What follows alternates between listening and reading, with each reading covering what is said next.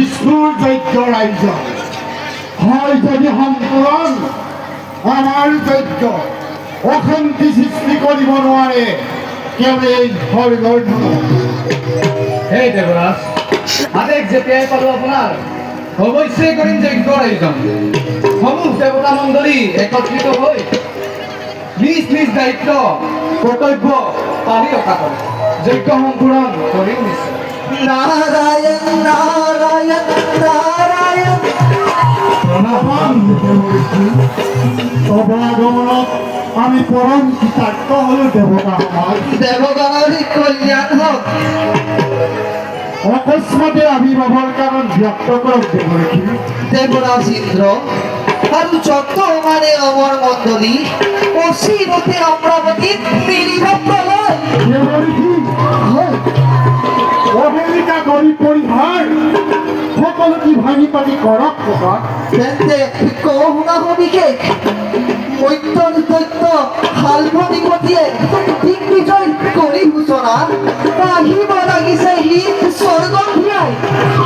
দেৱৰ্ষি, অধিক কল্পনা কৰিছে সেই অনাৰ্য অসুৰে নাৰায়ণ সন্মুখ সমৰত মৃত্যুদণ্ড দি ঠাই দিন তাক জমৰ আগত সামান্য শক্তিশালী মৈত্যৰ দানৱে কিদৰে কৰিব ৩৬ কোটি দেৱতাৰ সন্মিলিত শক্তি। নাৰায়ণ নাৰায়ণ দেৱগণ সামান্য নহয় হেতু মৈত্যৰ দানৱ কঠোৰ তপস্যাৰে তুষ্ট কৰি দেৱৰ পশুপতি জনৈক্য বিজয় কৰ কৰিলে না বিশ্বশিল্পী ওই দানৱৰ দ্বাৰা নিৰ্মিত বিশেষ গুণসম্পন্ন এক উড়ন্ত ৰথ প্ৰদান কৰিলে মহাদেৱে সৰ্বদৈত্য। আৰু যি ৰথত উঠি তুমি নিজ ইচ্ছামতে যিকোনো স্থানতে হ'ব পাৰা উপস্থিত। আৰু পুৰন্দৰ সেই ৰথত উঠি সি আহিব লাগিছে স্বৰ্গ অভিমুখে। দেৱগণ বিধিমতে কৰা প্ৰতিকাৰ এৰে মই মাতিলো বিদায়। নাৰায়ণ নাৰায়ণ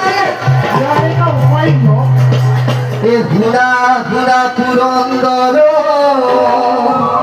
এ ঘুর বসন এ ঘোড়া ঘোড়া দেবগণ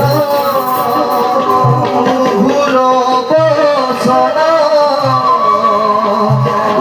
ঘুর বসন ইতু অতি গুরুত্ব ঘোড়া ঘোড়া পুরন্দর ঘুর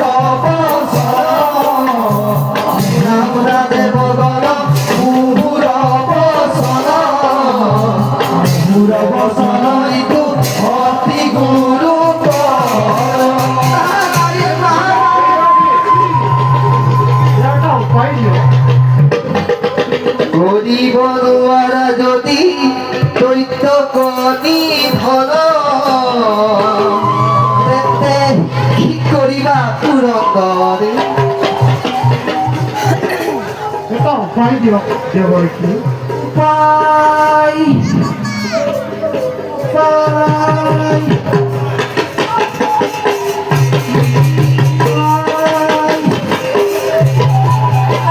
গৰিব দুয়াৰা যদি দৈত্য কনি ধৰ যদুপতি কাছে গয়া পাবা হবি ধাৰ